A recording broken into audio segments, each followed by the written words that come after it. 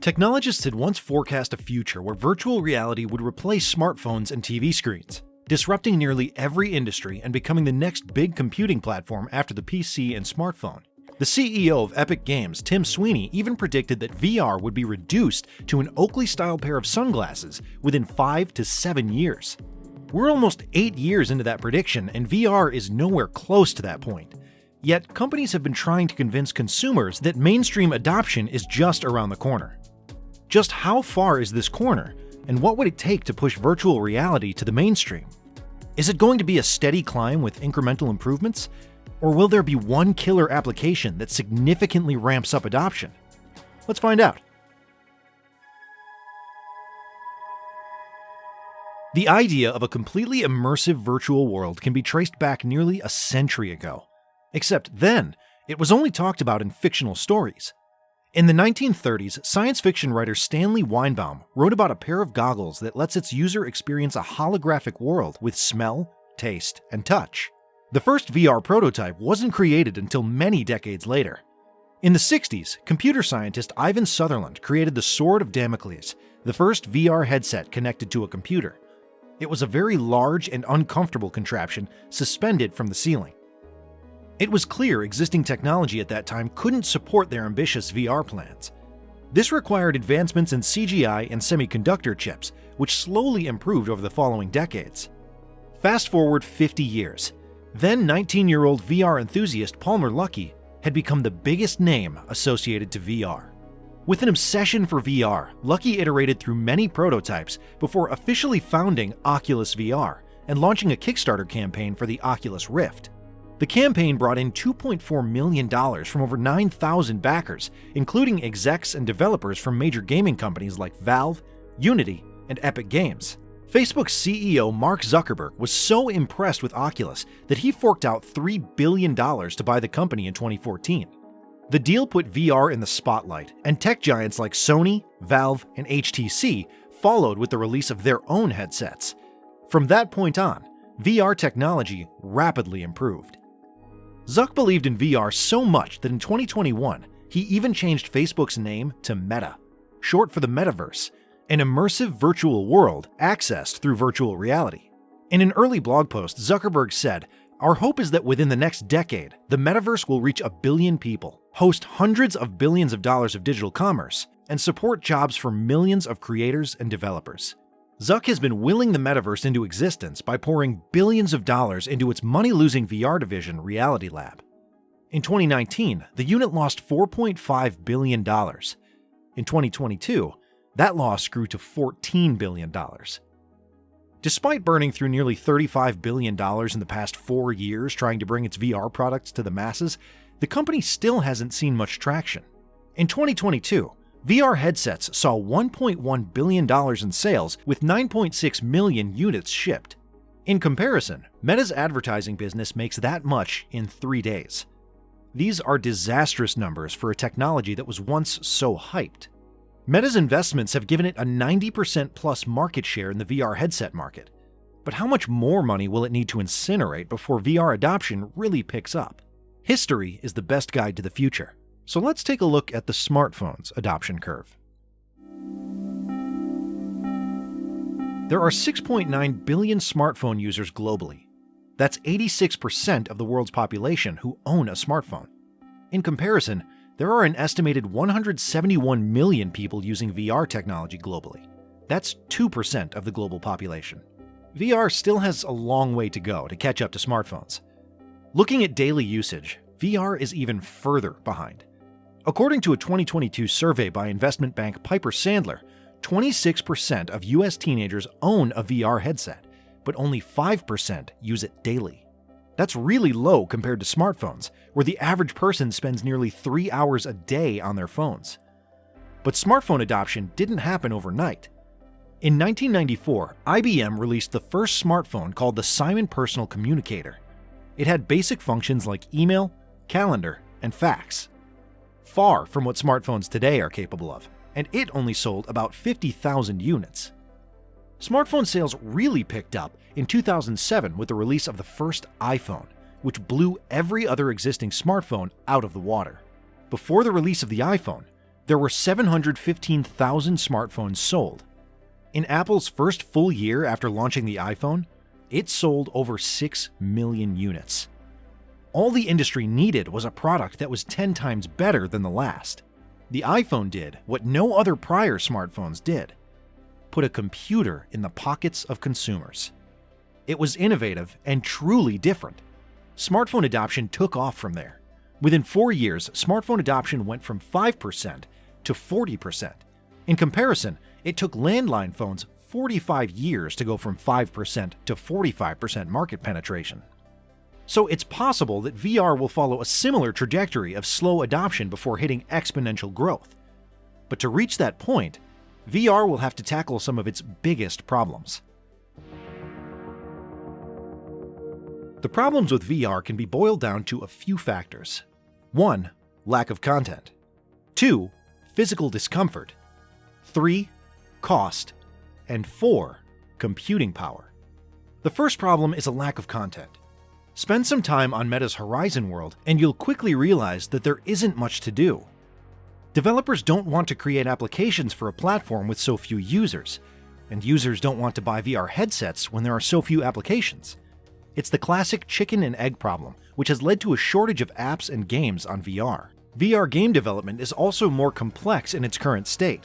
That will likely improve over time, but as of now, there's a lack of development standards, and creators must factor in several new challenges like accommodating motion sickness, designing in 3D, and considering safety and physical limitations in the real world.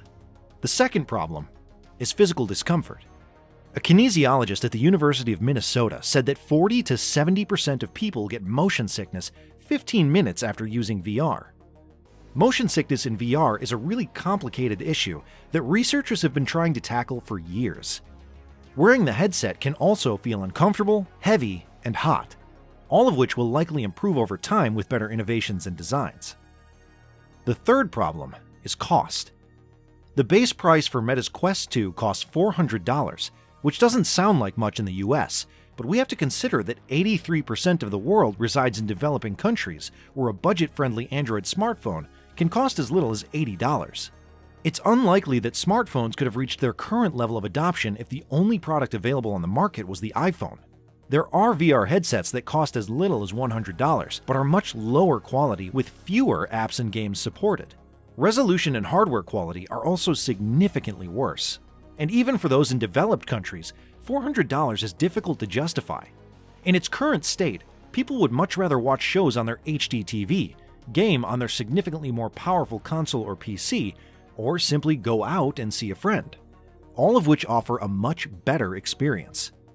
Until VR can beat the experience, convenience, or cost of its alternatives, the case for mass VR adoption is weak. So how do we solve that? First, existing VR hardware needs to get much more powerful. Ready Player One is the final destination, but we're nowhere close to that point. This brings us to our fourth problem: computing power. Today, the PC or console is the most powerful device owned by most households, yet these are large and heavy devices.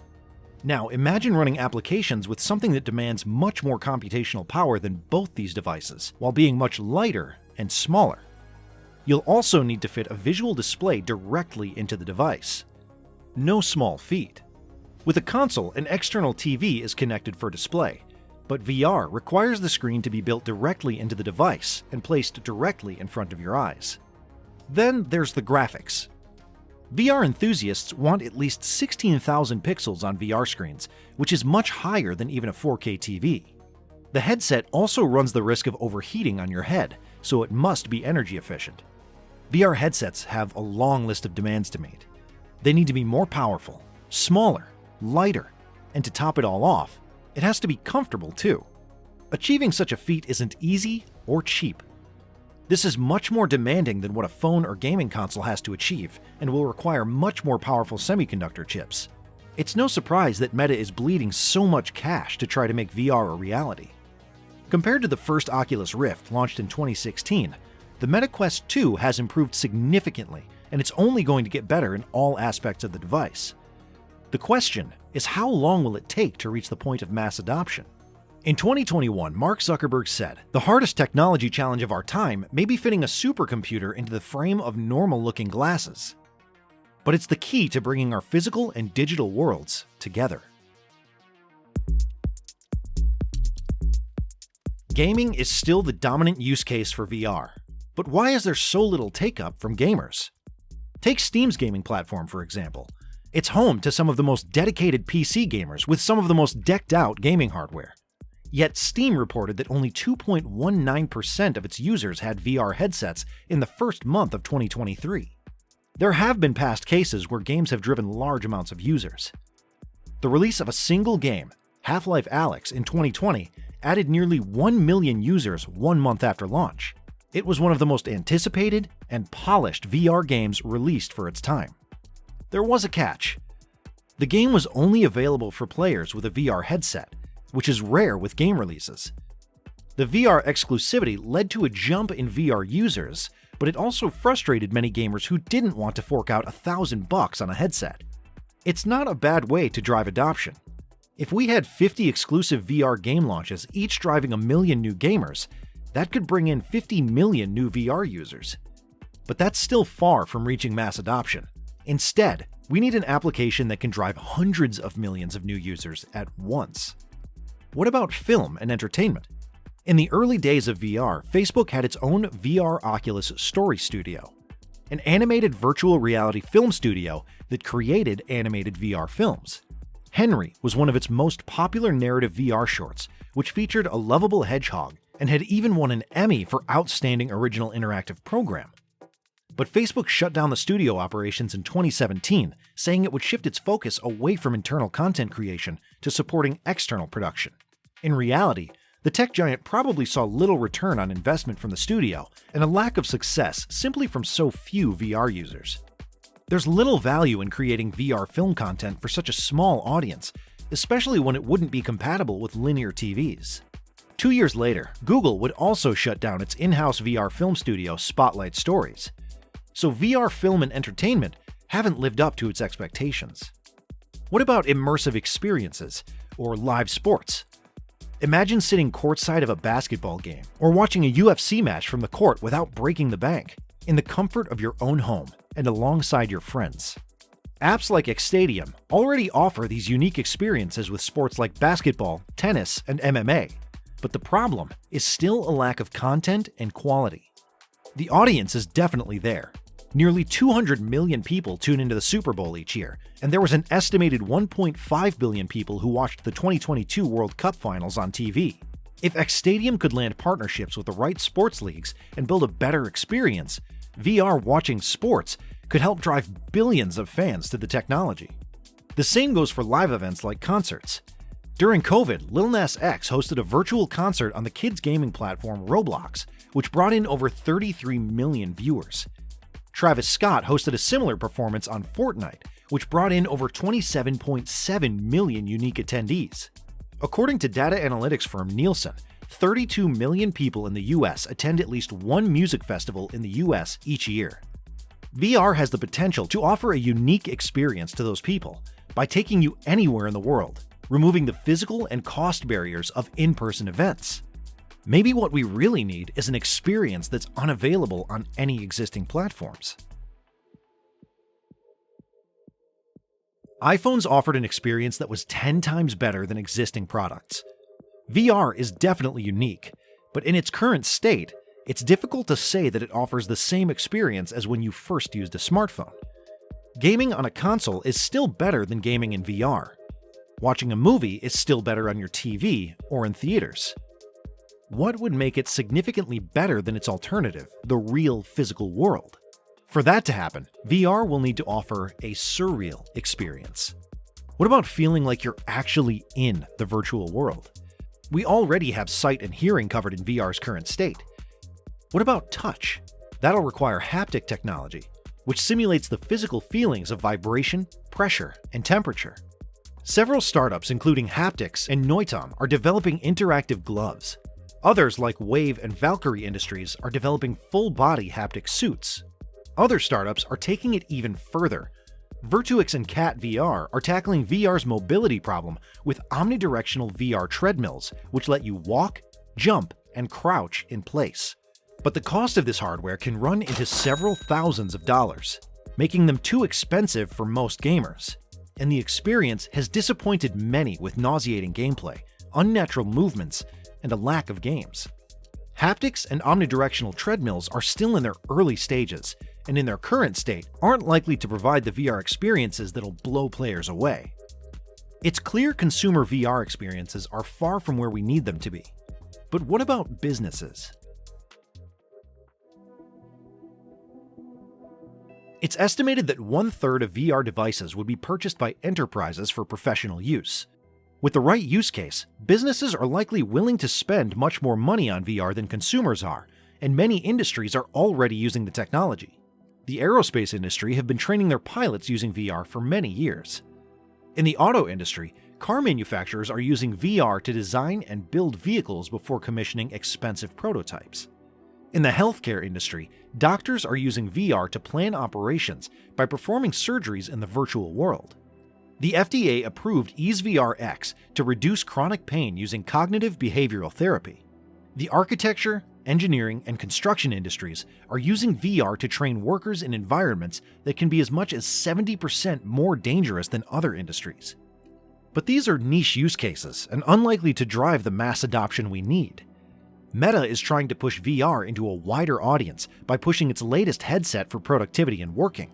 In 2022, Meta released the Quest Pro, a higher price point headset costing $1,500, designed for enterprise users and creators. That's $1,100 more than the Quest 2, pricing out gamers. The headset is meant to replace monitors, be more comfortable, and allow people to work for longer periods of time directly in VR. But despite improvements like expression recognition, which makes your VR avatar reflect your real-world expression, eye tracking, and video pass-through to see the real world, the headset is still disappointing. Users can easily get nauseous. There's a lack of apps, and the resolution isn't good enough to actually be able to work on it for long. Better to stick to your physical monitor and keyboard. While there's a lot of money in enterprise use cases, consumer applications may still be our best shot at mass adoption. When you think of consumer hardware, there's one company that pops up to mind. Apple, the king of consumer hardware, has been awfully quiet. All we've heard are rumors of an imminent release of their own VR or AR device. Is Apple the company to take VR adoption to the masses, just like they did with the iPhone? Given Apple's expertise and reputation in delivering great consumer hardware, you'd expect them to have announced their own headset already. But get ready, because we could be seeing the first version of the product as soon as 2023. For years, there's been rumors and leaks of Apple developing their own mixed reality headset, which combines both augmented reality and virtual reality. Apple reportedly has over 1,000 people in its secretive technology development group working on the device for nearly 7 years. The first version is expected to cost nearly $3,000, double that of Meta's Quest Pro. This could limit its device for professional use cases like design and film or Apple enthusiasts. Bloomberg gave a very detailed report on what features will potentially be in the headset, which will likely be called the Reality Pro. The headset will house 2 ultra-high-resolution displays developed with Sony, equipped with its Mac M2 processor. Apple is reportedly calling the operating system XROS, which will include similar features from its other devices, except in a 3D environment. The headset can also turn into an external display for a connected Mac.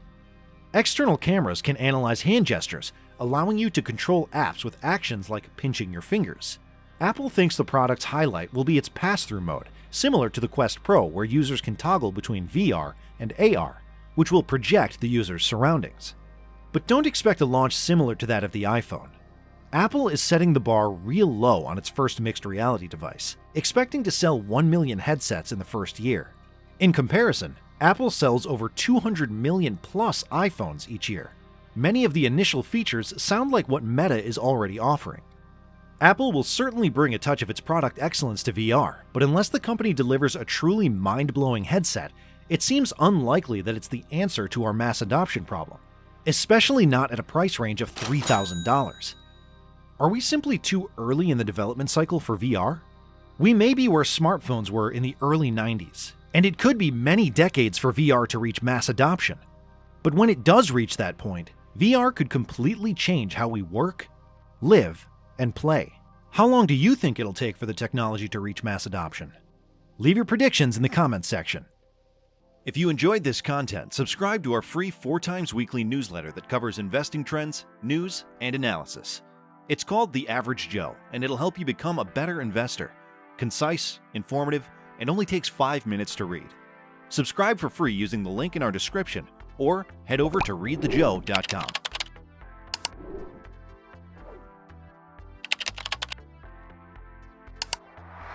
Thanks for watching.